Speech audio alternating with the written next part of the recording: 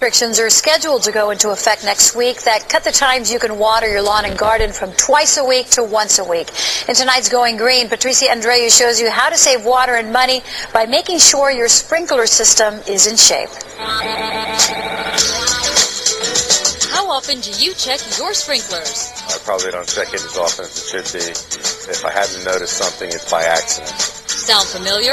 Luckily, Rick Shores noticed a puddle in his front lawn and called Waterboy sprinkler specialists to get it fixed. Just look at what they uncovered. 20 gallons a minute easily just being wasted. I'm not a happy camper.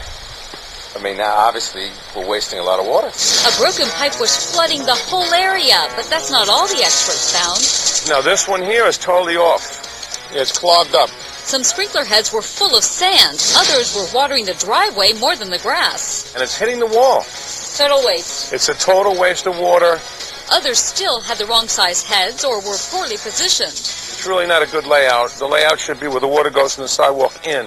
Systems are out of whack, they're out of balance. Richard Levine's been in the irrigation biz since 1970.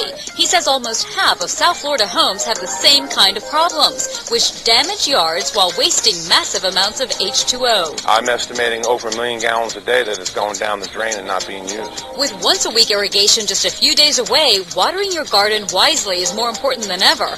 Levine recommends you turn on your system briefly to check what needs repair. When it comes to setting your timer, I recommend that you water twice. And if you start at 4 a.m., set your zones for minimum watering, which on that clock is 12 to 15 minutes. Let the timer cycle through the different zones, wait at least an hour, and then set it to water again. This way, you'll have time for that water to percolate down to the roots is where that water needs to go. And if you water a half hour, you're defeating the purpose because you're going to flood this and the water's going to run off.